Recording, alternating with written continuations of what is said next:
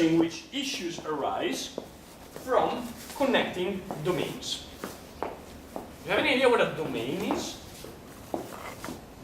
In code. Any idea? Probably lots of people themselves. Wait. Oh no, that's me. Come on. What do you think a domain is? Just go with your intuition, as if you were a communication student. A namespace. Good, yes. Good. For example, now, he says a namespace or a package. We could say that's a domain. So in this sense, what do you think a domain would be in a broader sense? What's a namespace actually? If I do this. An environment? Yes, containing a bunch of. Yes. Would you scream it full of pride for your intelligence? Class. Yes, very good. It's a bunch of classes. And the reason why we say these classes are all part of the same domain is that they are connected to each other. Okay? Now, together with these classes, we typically also expect to have interfaces. Now, usually, someone interacting with a domain will mostly use the interfaces rather than the classes, right? Let's make an example of a domain. What would you put in a namespace? Anyone?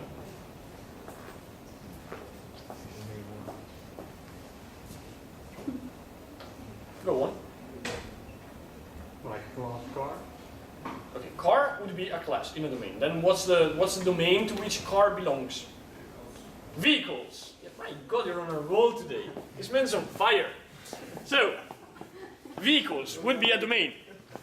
Car would be a class in the domain of vehicles. Another class in the domain of vehicles.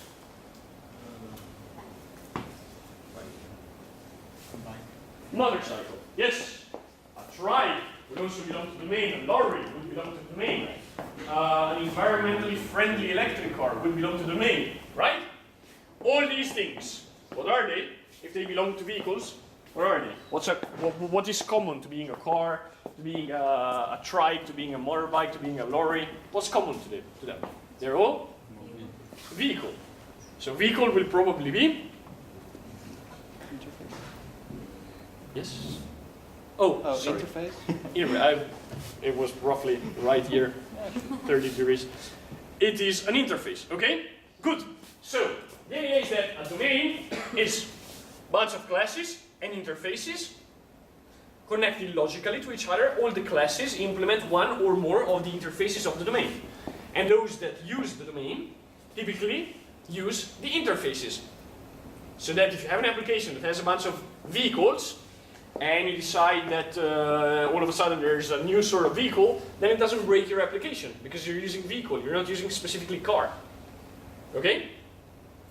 Good. Oh, look, a picture is better than 1,000 words if you can draw. So this only works to a limited extent if I draw it while speaking. And I was actually excused from art lectures as a child. So that's how much I suck. Kind of still do. Anyway, now, so let's go again at the domain of vehicles. So we have the vehicle interface, which is inherited by car, by lorry, by motorbike, etc. Okay, so we have plenty of those. And I'm going to draw the circle, but like this. Which means that the vehicle is inside the domain, but it's also the gateway to enter the domain. Okay? You try to use vehicles rather than specific instances, concrete instances of vehicle, because this way our application is more flexible. Stop. So, other side, we could also say that here in the domain of vehicles we have also the concept of a driver, right? So there is a driver.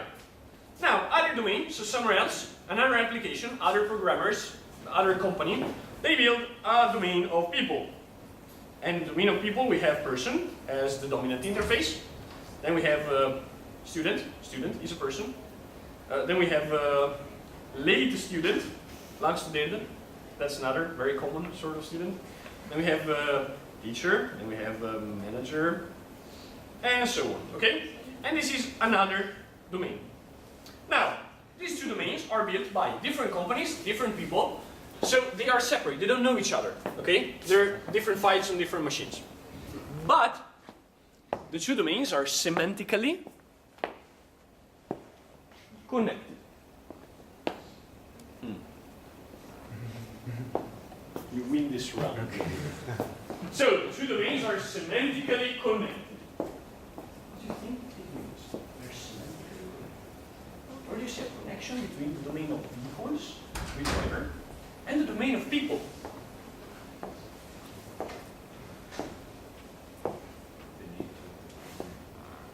Sorry? Where's the semantic connection? Now, you know what semantics are? They have the same structure. First of all, do you know what semantics means? The meaning of things. So the underlying logic, you know, these things represent things in reality. They're not things in reality. It's not like because you instance the car class that you have a class in your computer, okay? Driven by, I don't know, a GNOME inside your CPU. So that's clearly not the case. So these things are representations of reality. And the semantics is an instinctive human process that allows us to map abstract concepts to reality concepts. Okay? So, as we see, the domain of vehicles with a driver and the domain of people with person, then our understanding of what's a driver and what's a person suggests a connection. The connection is not in code, mind you, because the code of the driver and the person, they don't know each other. They've never seen each other. But our interpretation of what they mean have a connection. And what's this connection? Connection is a person. The driver is often a person. Yes? Right? This is a semantic connection. It's a connection because it's not a connection in code. The machine doesn't know it. Java, C#, they don't know it because we haven't programmed it yet. But we know it. We wish to realize this connection. We wish to make this connection happen also in code. But the two implementations are not connected. Okay? That's going to be the goal of today's lecture. So, examples. Well, we begin with a dramatic example, actually. No, I'm not kidding. Do you know what legacy systems are? Older systems? Older systems, like 25, 30 years old systems that, for example, handle all the transactions between the company and the bank. Okay? Now, all the programmers that have ever touched the system of your company, which handles financial transactions, you know where they are and what's their status? They're all dead. Okay? They're dead. They wrote code in a horrible manner with standards that are absolutely unrecognizable, and they thought it would be clever to call all variables with one letter, because compilers were very slow 30 years ago, so that actually made a big difference in compilation time. So you have this big mess of code. If you break it, if you break the system between your company and the bank, what's going to happen? Is your boss going to be happy if all customers don't pay you for a few weeks? What's it going to do to you?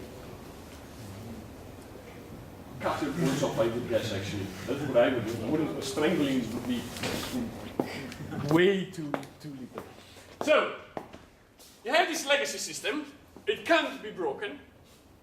It can't be touched. Because if you touch it, you break it. No one knows what it does anymore. It doesn't have documentation, by the way, more fun, etc. Now, you might think I'm joking, but these things happen. They scar you for life, and they do happen. So, but your boss still wants the legacy financial processing system to interact with a nice GUI on the web. So you kind of want to not touch it, but you have to do something with it. Okay? How do you survive this evil ordeal? That's one. Other is you have different frameworks. They're just literally two different libraries built by different people. And you want to use, I don't know, there are two drawing libraries, and one has stars, and one doesn't, but you're using this one. And you want to use the stars in the star drawing implementation of this library into this one. But they're big libraries, they're very complex, you can't just rewrite them. That's another case where you have two domains and you want to have them communicate with each other. Then, simply yeah, this is kind of the same thing. You have to close the library so that you don't have the sources. So if you don't have the sources, how do you modify them? You don't, simply. And so on. There is plenty of situations where you want to connect things that are not made to be connected. And you can't modify them because it's too difficult, because it's too dangerous, it's too expensive, or because you don't have the sources. Okay? You appreciate the problem, roughly? Good. Enter the adapter. The adapter is a way to make existing classes work within other domains than the domain of creation without changing their code. And we use a design pattern, the adapter, which is a behavioral design pattern. It's a subtle one. I think it's the most elegant actually, because it's one of those things where you have pure structure of thought. It doesn't really do anything semantic, but it just maps things. There is some beauty to just mapping things together, you know. If you do this without adapters, by the way, you write glue code, and that's horrible. That kills your soul very quickly. It puts beauty in an intrinsically ugly place. That's also a nice thing for the future, you know. Now, and basically what we do is we allow an instance of an interface to be used where another interface is expected. So in the example of vehicles, drivers, and persons, how do you map this instance of an interface to be used with another interface where another interface is expected? Who's the vehicle, who's the driver, who's the person? In the last 2 lines of this slide.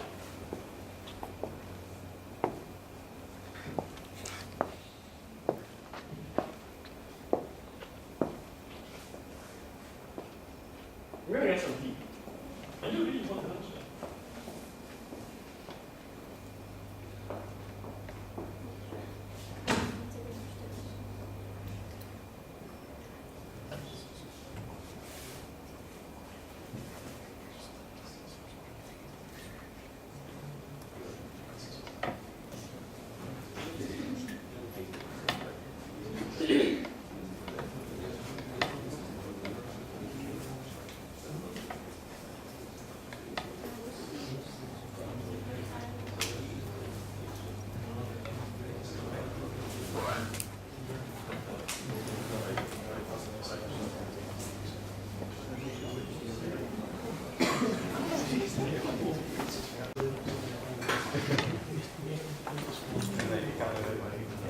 Are you seriously raising your hand?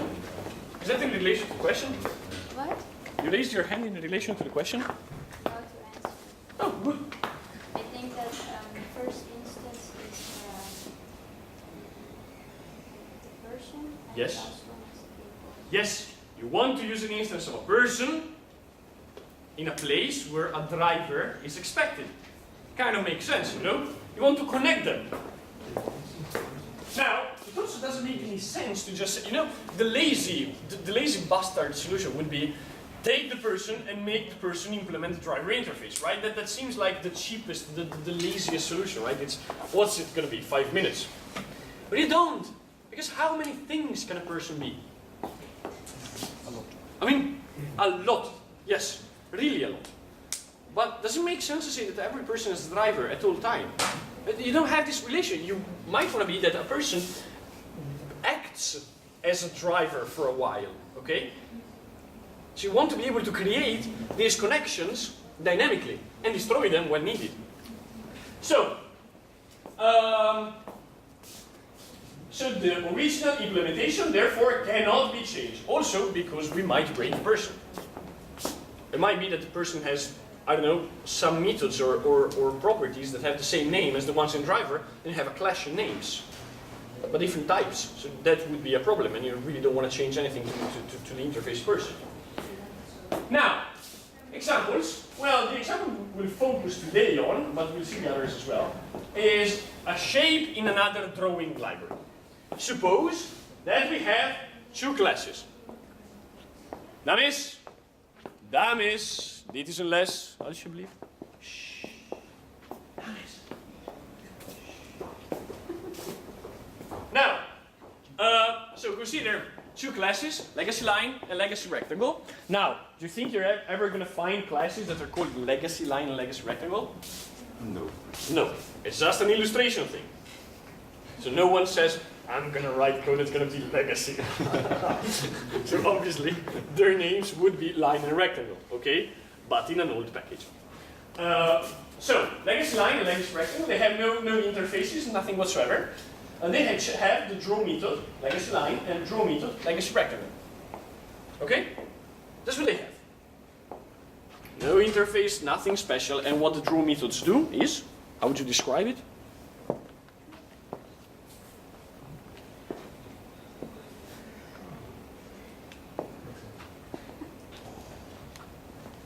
So?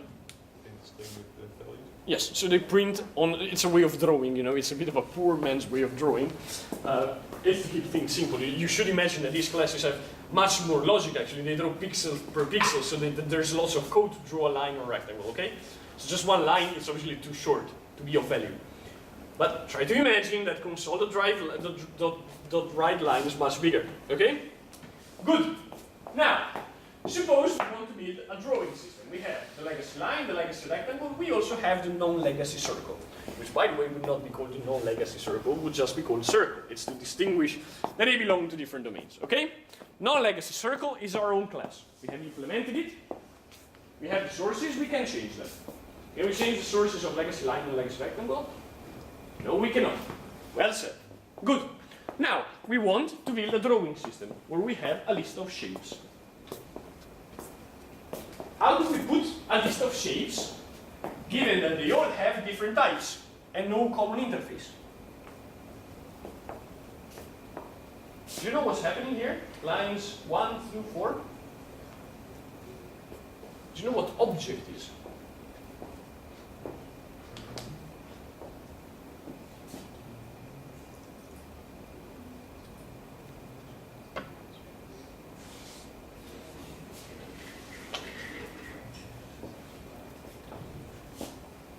So, yes? The most generic class there is? Yes, object is the most generic class there is. Every class is instance also of object. Now, this is kind of weird because, and this is also very uninformative because object has the same meaning as thing. Okay? So, if I give you an object, I've given you a thing. So what have I given you? I could have given you, I don't know, a transatlantic. It's a big boat. Could have given you, I don't know, an old Würstel. It's old, so it's ugly. Could have given you, I don't know, an empty box. I could have given you a chair. So the point is, if I give you an object in the sense of Java and C#, I've literally given you no information whatsoever. I'm just giving you something. And what do you do with something? You have no idea. Now, Java and C# make it possible to recover this information by means of the is operator, which is called in Java instance of. Instance of. That's a single word. Then, when we know that the shape is of type non-legacy circle, so this will be true only if the actual type of shape is non-legacy circle, then with the name of the type between brackets before shape, remember shape has type object, with this here we say force the shape to be a non-legacy circle. Okay? You force it. Now, if you forget this if, you can still try to force stuff to be something it isn't, but then you get an exception, then you get an error. This code is ugly. This code is unsafe, because this way of casting is just dangerous, per definition. It can and will go wrong. Moreover, suppose, now, here you see if shape is non-legacy circle, if shape is legacy line, if shape is legacy rectangle, okay? So how would you describe this for loop? What does it do? In a single sentence. Loops through every object in No. Shorter. short. Loops through every object. That sounds like the same. Yeah, but I was going to continue. Has to be much shorter. Much short. Yes. It does something to all objects, right? In shapes. And what is that?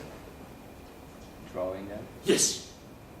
It would be a fair description to say this piece of code, lines 5 through 15, draws all shapes, right?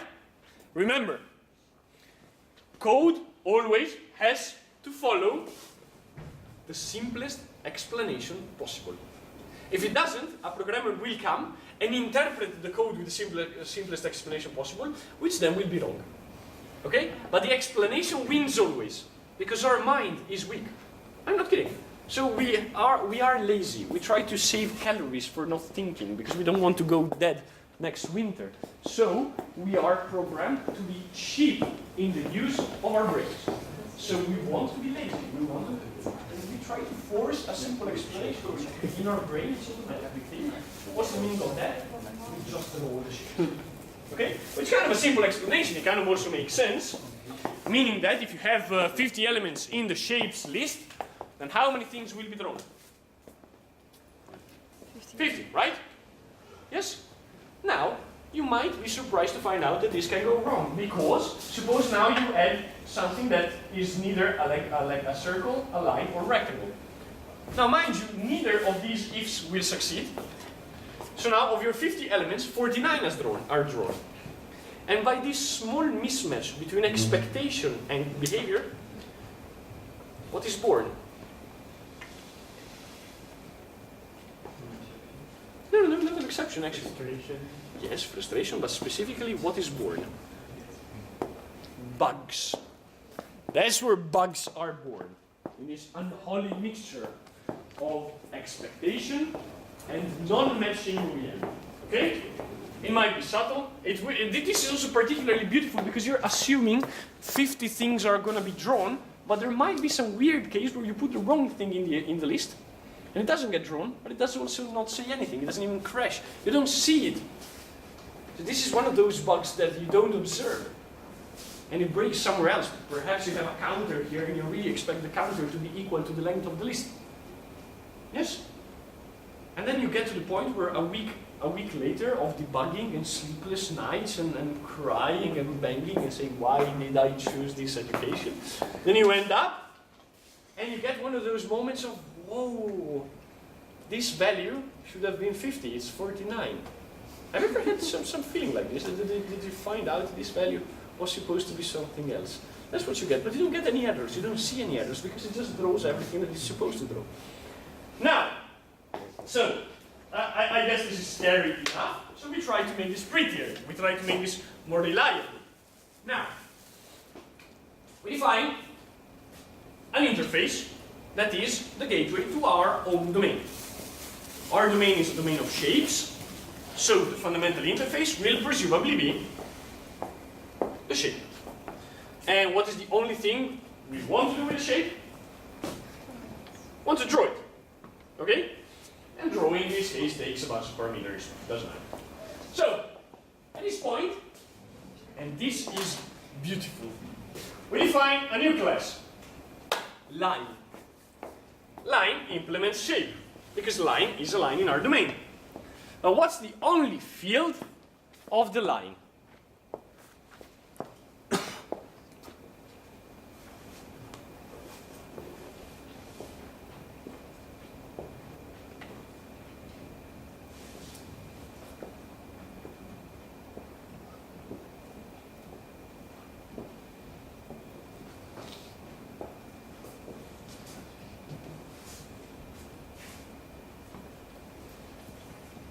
So what's the only content of the line? A legacy line, right? So the line here doesn't really represent a line. It just contains another representation of a line, okay? Which we call underlying line. Just the little things in life, you know? So, and in the constructor of the line, what do? We just initialize the legacy line. That's the actual content. So this one here, line 2, is the actual line. That is the actual line. That's where the lininess happens.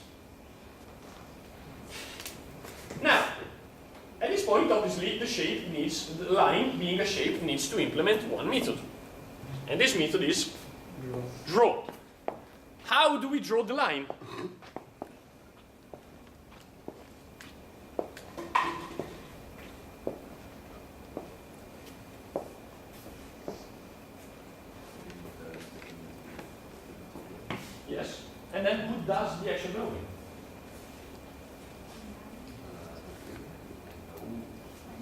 I am doing on the marker on my screen.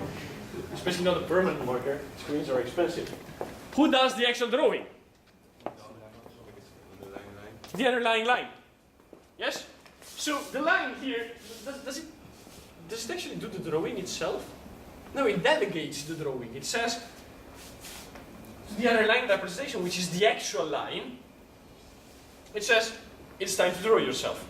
And the underlying representation will then draw itself. Now, very similarly, we can build a rectangle. The rectangle is also a shape. And does the rectangle contain all the data for drawing a rectangle?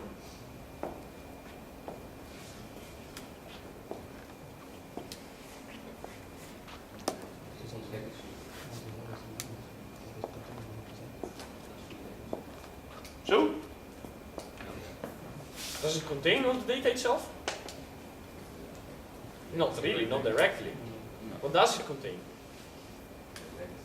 It contains a legacy rectangle. Now the legacy rectangle has all sorts of stuff inside. Might be very complex actually. That's the point. It should be complex for this to be meaningful.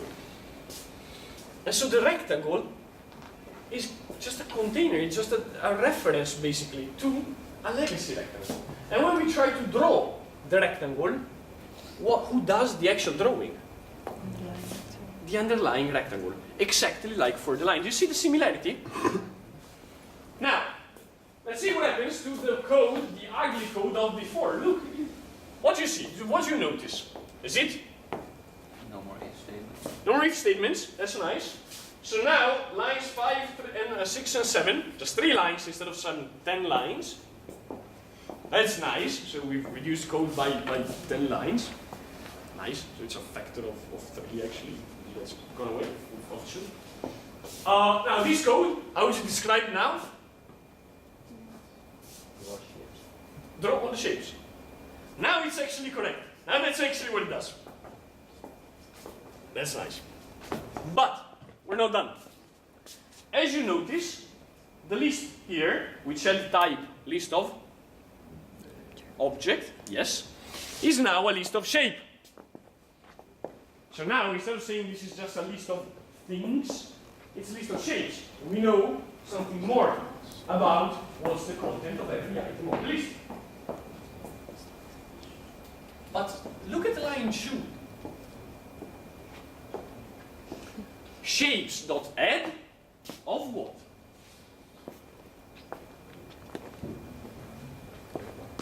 Sorry? Pipeline. Okay. Add a new shape of pipeline. Yes. And what goes inside the line then? Legacy line. A legacy line. Why? Because we can't just say new line, because new line is just an adapter. And the adapter, you have to plug it into something on the other side. So this here is what we plug into the adapter. That is the thing that we connect. So with respect to this, which actually happens to be an adapter, also in mid space, this is the line, and this is the legacy line. Yes? Can you see it? So I don't want to break anything. Oh, sorry. It's going to take longer than I hope. Yes, okay. You see this adapter? Now, this, the white piece is the line, and the gray one is the legacy line. We plug the legacy line into the adapter, and this here, what do you think it is? The other end of the adapter, this one. Underlying line? The type line. No? Has to do with draw. Oh. Shape. Yes. Shout it. Shape. It's the shape. This is the line, the legacy line. This is the line which outputs finally a shape. Well done. Now, going back to the digital world. Okay, good. So, the last one, yes, the last one here, line 4. We don't have to wrap it into an adapter. Why? because it's not legacy. So if you want the class non-legacy circle to implement shape, how are we going to do that?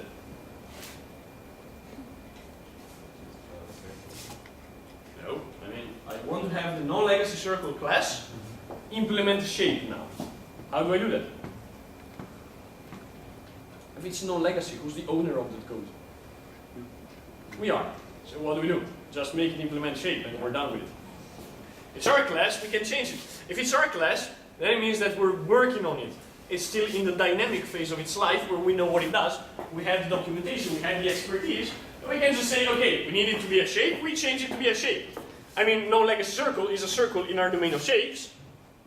And as such, well, has to implement the interface proper to the domain. Good. We could even, don't worry, we're not going to do it. Or we could extend the shape interface with a visitor. Would this require changing legacy line and legacy rectangle then?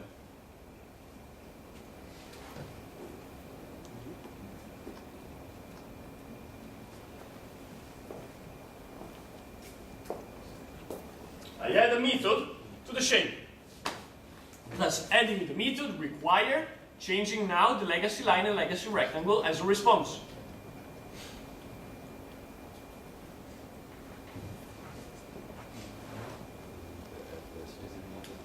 You need to add the visit method. To whom? To legacy line and legacy rectangle? Not to legacy line and legacy rectangle. Line. Yes? Line and rectangle. To line and rectangle. To the adapters of legacy line and legacy rectangle. Yes? Good. Now, instances of legacy line and legacy rectangle now haven't been touched whatsoever, but have become a part of our framework, have become a part of our domain. Code is more maintainable, we haven't mixed domains, we have not changed and potentially broken legacy line and legacy rectangle because we don't want to touch them. We touch them, we break them, our boss fires us or shoots us and then fires us. And the only requirement is that we never manipulate legacy line and legacy rectangle, but we always go through line and rectangle. And the name of line and rectangle, not very surprisingly, is adapters. They are both adapters. This is what it looks like in UML, which, if I remember correctly, you only want lots of UML, right?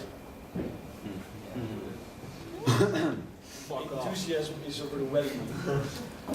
So as you can see, we have the legacy package with the legacy rectangle, the legacy line. Then we have our drawing system, and we have the client of the drawing system. We should be outside of the drawing system. That's a mistake. That's the program that actually does the drawing. It's not part of the drawing package. In the drawing package, we have the shape, and notice that the client only really cares about the shape. Okay? So the client only has a list of shapes, nothing else. And then rectangle implements shape, but actually is a legacy rectangle. Line implements shape, but actually is a legacy line. Circle implements shape, and well, the implementation is in the package. We have actually implemented it. But now look, the cute thing is that 1, 2, 3 implementations, and they now all look like a shape. So no one needs to know the difference. No one needs to know that the legacy line and the legacy rectangle are not shapes. Because it kind of makes sense. They can play the role of shape in our own new system. Now, so let's see the design pattern. Oh, how much battery do we have left? Or, sorry, about space. an hour. And space? Enough. Also, 54 minutes. Oh, yeah, that's good. Now, let's see the general idea of this of the adapter design pattern. Given two different interfaces, source. Just doing with that thing in your hands. Seriously. Now, given two different interfaces, source and target, we build an adapter that will adapt source to target. The adapter implements target and takes as input an instance of source. So he gets a source. Gaat het? Yeah. So he takes a source and makes it look, makes it usable wherever we expect a target. Okay? Which kind of makes sense because if you think again about the thing you can plug, this is the source. It's what goes in. The source goes in the adapter, and the adapter pretends to be a target. Okay? So the client needs a target. So the client interacts with the adapter. If we need a target, but we have a source. That is a target. Source. This is roughly what it might look like. We have the client. The client has only interest in the target. The only thing the client has are targets. Here, there, wherever. But now we have a source, and we want to make the source pretend it's yet another target. So, we have an adapter. The adapter. What does this mean? This arrow with a diamond? Yes, it's a composite, so it has a field of type, basically. That's what it means. It contains one of those, typically. The adapter contains a source, but the adapter implements interface target. Does the client care about the adapter or the source? No. What does he care about? Cheers to you for the good answer. So, let's consider the option data type. Remember option? What does option contain?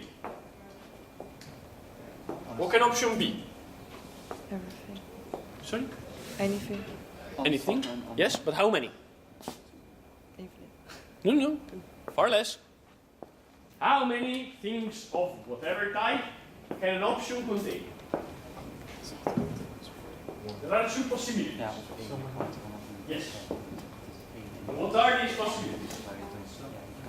Yes, some and none. None contains how many values of type T?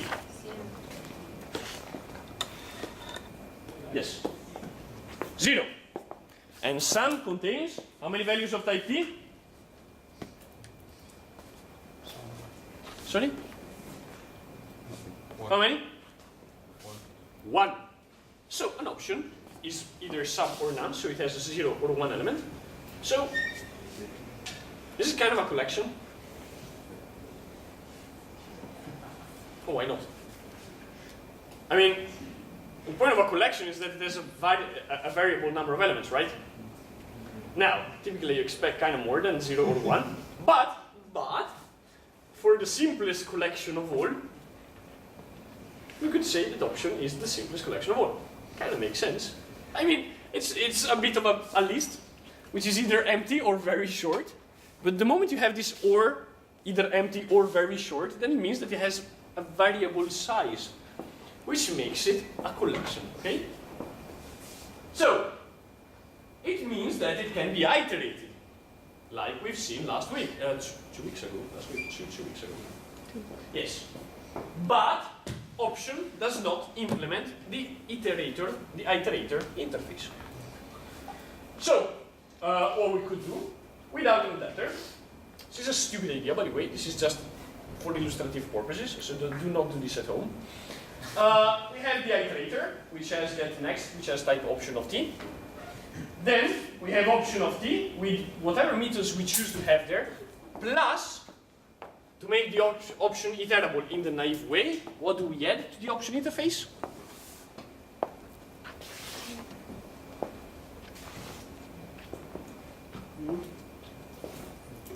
Not directly, please.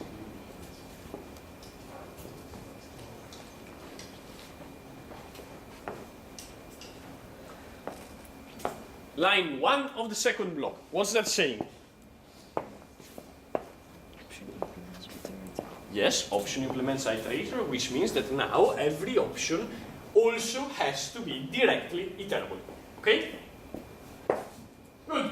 So, now we implement class sum of T. which implements option of t. It was a typo, it was iterator, but it is option of t. Then, inside the sum, we have a single value of type t. That's line 2, right? That is the fundamental thing that sum does. Sum contains a value of t. Plus, we now have a boolean visited, which starts at false. And when we do get next, if visited is true, then we return none. Otherwise, we return, we set visited to true, and we return new sum of t of value. So basically, take an option as an iterator, and you call get next the first time. The first thing you get is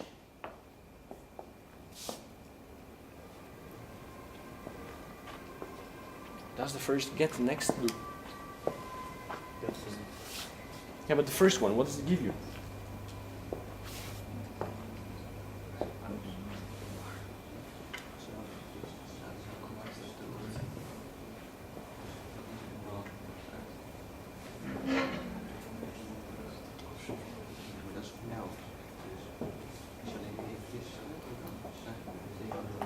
First time is visited true or false? First time is false. So where do we jump? Line 9 or line 12? 12. It's false. Are you kidding? Please, nicely. Oh, come on. Enforce a bit of discipline. That is a mistake. Third period. Now, it goes on line 12. Then visited becomes true. This kind of makes sense. The first time after you visited, then it is visited. Okay. Then you return sum of values, so you return the value, which makes sense because the first time you have to actually get the value, the only one that we have. Then if we do get next again, what's the value of visited now? True. True. So where do we go? Line 9. 9. And so what do we get? None. None. And if you do get next again, does visited change? So we get none forever. Yes? Okay. In case of none, well, get next simply returns.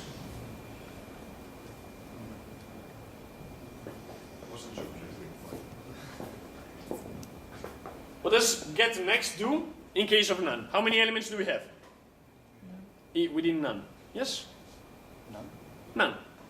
Kind of the point of the name. So, when we try to get the next element, do we get an element? No, we get none, which represents nothingness. Okay? Good. I'll go back to the previous slide. Now, once again, remember what we said about classes. How many things does a properly designed class need to do? Remember the solid principle, the S of solid. Sorry? Simple. Almost. Sounds like simple, but with an N and a G. Single. Single responsibility principle. How many things does a properly implemented class do? One thing. One. Exactly one. How many things is some doing at the same time? How many? Is it containing a value? It is, right? So that's one thing. Is it being iterable? And yet, one of those is extra. The point of sum is one thing and one thing only. That is, contain a single value. And that's it. So how do we solve this? So first of all, what lines of code are extra here? What lines of code should disappear, ideally? Because they don't belong to the core business of sum. Implemented. Yes, yeah, that's implicit in option, but yes. And then inside this implementation, Okay. Next. get next, the whole get next, and also the ugly thing on line 3, Yeah, this. visit. I mean, why do we have to store that we have visited it? Well, why? I think one of your students just came in and left.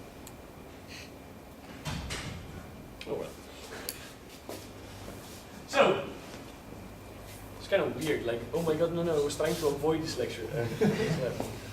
Now, so, option doesn't always need to be iterable. And according to the single responsibility principle of solid, option should not include considerations regarding iteration. Iteration is important, but it's one of the millions of things that option might want to do. And we can't make option implement some 60, 70 interfaces because those are all the possible things that an option might or might not do. An option would need to be everything, from iterable to serializable to foldable to whatever. So the latter solution is better because it allows us to extend option to any interface we want option to respect, whether it is iterable or others dynamically. And this is, by the way, something you've seen already, because you might have realized that in the previous lecture we have not seen anything but adapters. We have only seen adapter iterators, so now we'll make this explicit.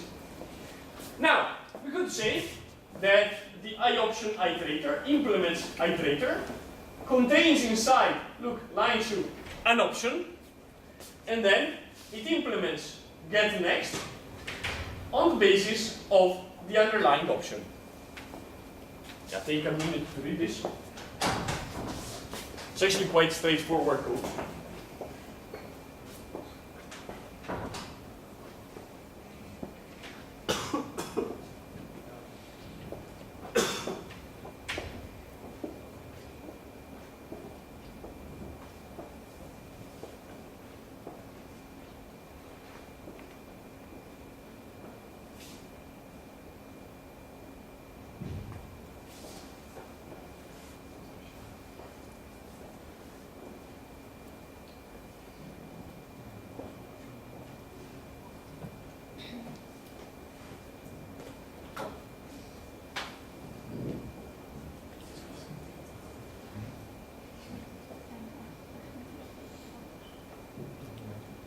Notice the similarity between this thing here and the implementation of line.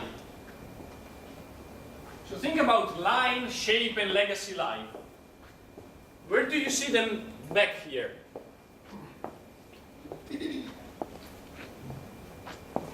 Who's the line, who's the shape, and who's the legacy line?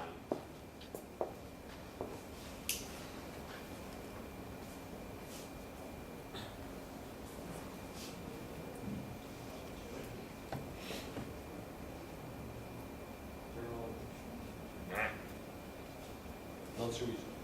Option is legacy line. Option is legacy line, yes? And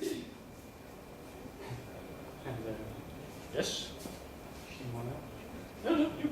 Go on, don't give up. Okay. Where's shape?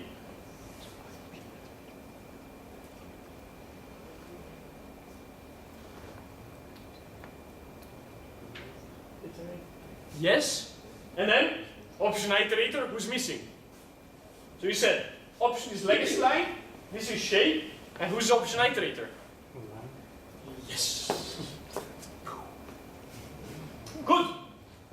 Now, if we have the visitor, the only thing that happens is that here you have a big if, is, some, is, none, whatever, which is much simpler with visitor. That's kind of it. So visit basically does this if here, if option dot is none, and then find option dot get value, etc., is exactly what the visit does. Because visit is basically just a switch. It's just a big custom if. Okay? Now, how many design patterns do you see in this slide?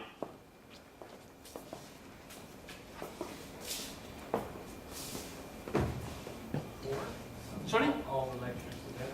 Yes. It's nice when things come together. But let's enumerate them just for fun. Four. No, that's the number, I agree. But which are they? Oh, iterator. Iterator, option, Visits. visitor, Adapter. and adapter. Yes? And notice that by means of these 4 patterns, we have achieved. Well, option gives us no null reference exceptions, together with the visitor. The iterator gives us the possibility to do a for each on things. That's nice. And the adapter makes it possible to take the option and without breaking it, without changing it, without making it ugly, to add a behavior like iteration without breaking the original implementation.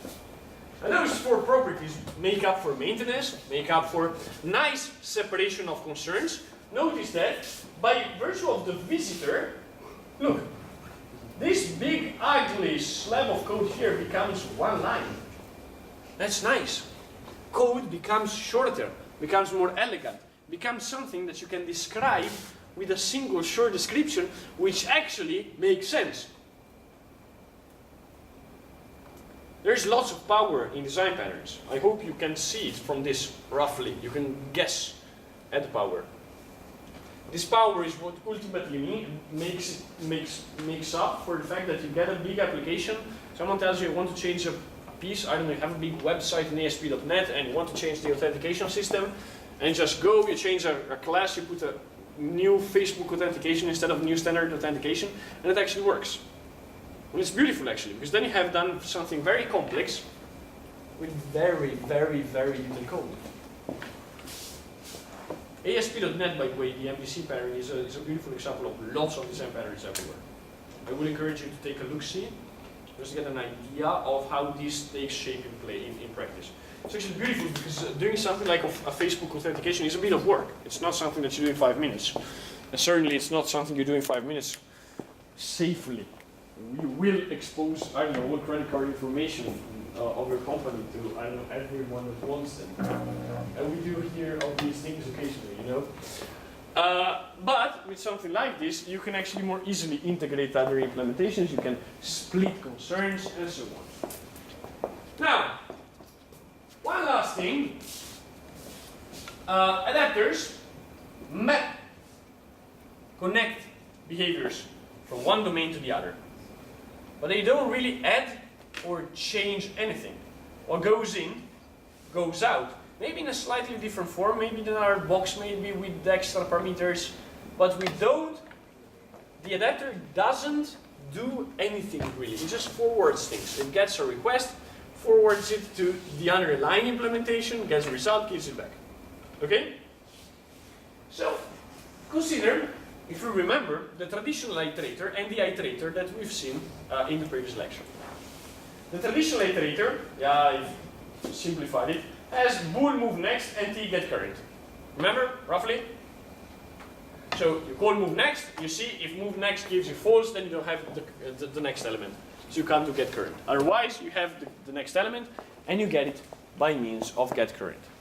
Whereas the other iterator that we saw last lecture only has a get next method that returns.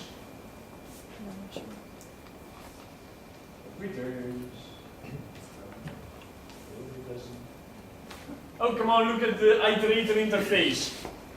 And returns an option, yes, which is sum if there is a value, and it's none if. So we've reached the end of the sequence to iterate. Good. So, if you have one and you want the other, what do? In your application, you only want iterators, but someone gives you a traditional iterator. What do? You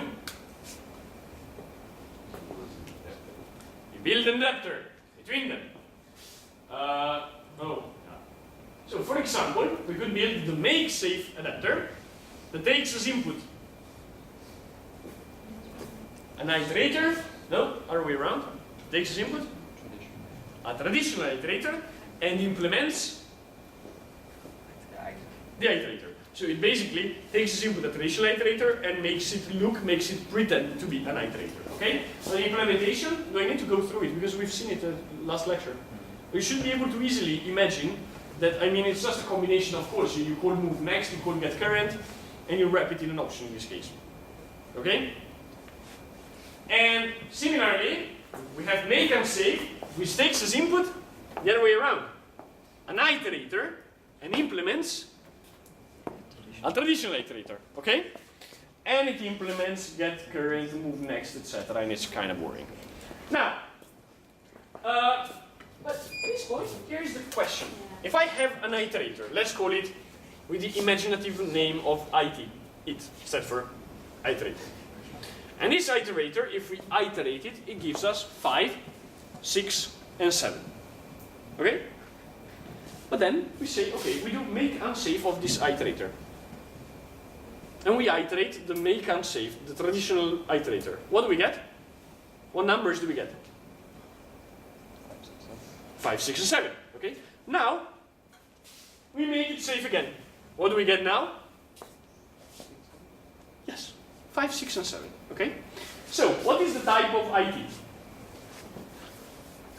Is it iterator or traditional iterator?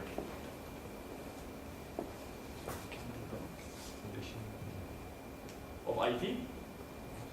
Which iterators can we make safe? Traditional one. Right? Oh, sorry. Yes, which iterators can we make unsafe? Oh, Did, iterate. The regular iterator. So what does iterator have to be? What does IT have to be? the It's an standard iterator. Okay? And what's the type of make safe or make unsafe of IT? traditional one. No. Also iterator.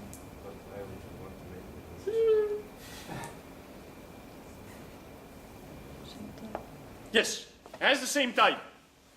Now, would you say that IT and make safe or make unsafe of IT are essentially the same iterator? They have the same type and they give the same values in the same order. Are they the same? No. Yes? No? Who says they are the same? Who says they're not the same? Why are they not the same? The output is the same, but The output is the same, the type is the same.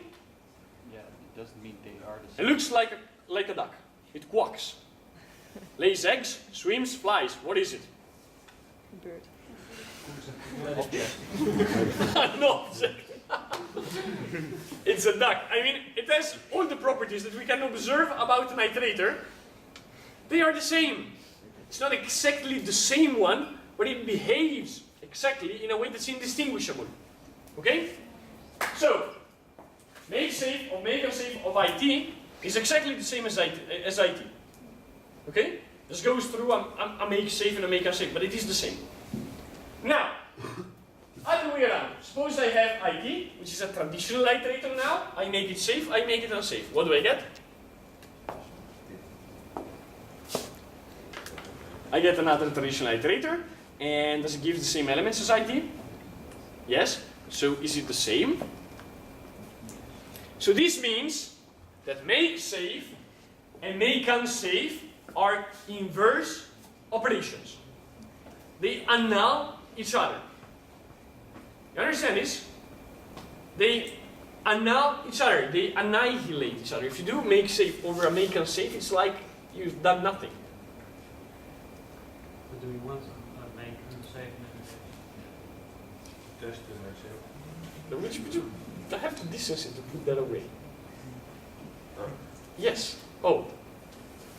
Now, so again, But why do you need to make unsafe in this? you don't. That's what this is doing is I'm stating how it works. What does it mean for make unsafe and make safe to be correct? The point of adapters is that they are neutral. They don't add or remove information randomly. They respect the underlying implementation. And this neutrality, in the case of the iterator, simply means that if you iterate, make safe of an iterator or make unsafe of an iterator, you get the same elements. The iterator, the adapter, make safe and make unsafe, is not making stuff up, is not dropping elements randomly. Okay? And this is very important. So, an adapter is only correct if it preserves the full behavior of the interface that's underlying. If the adapter starts making decisions, then it's not an adapter. It's like as if this thing here occasionally decided to, I don't know, show a picture of, I don't know, Peppa Pig on the screen. Now we get 5 minutes of Peppa Pig. I mean, well, it wouldn't make any sense. It wouldn't be an iterator. It wouldn't be an adapter. An adapter, anything that comes out of my machine goes out. And nothing else. If it does put some additional information, it's not an adapter. It's a data source, which is not an adapter. Adapters are just bridges between domains. Contain no domain logic themselves. They just translate protocols. So in conclusion, typically code is partitioned in separate domains. And sometimes these domains are closed and we can't change the code. It is library, it is framework, etc. Sometimes it's hard to make existing code work in a specific target application simply because they belong to different domains. And we might not be able or willing to pay for the changes in the target code. The adapter pattern allows us to adapt such code in a way that makes the resulting solution flexible, maintaining safety and without breaking stuff weirdly. By providing a neutral, and this is the fundamental property of the adapter, it has to be neutral, that mediates between target and source domains. Do you have any questions? Yes? Is there new homework? No idea, ask your practicum teacher. Oh,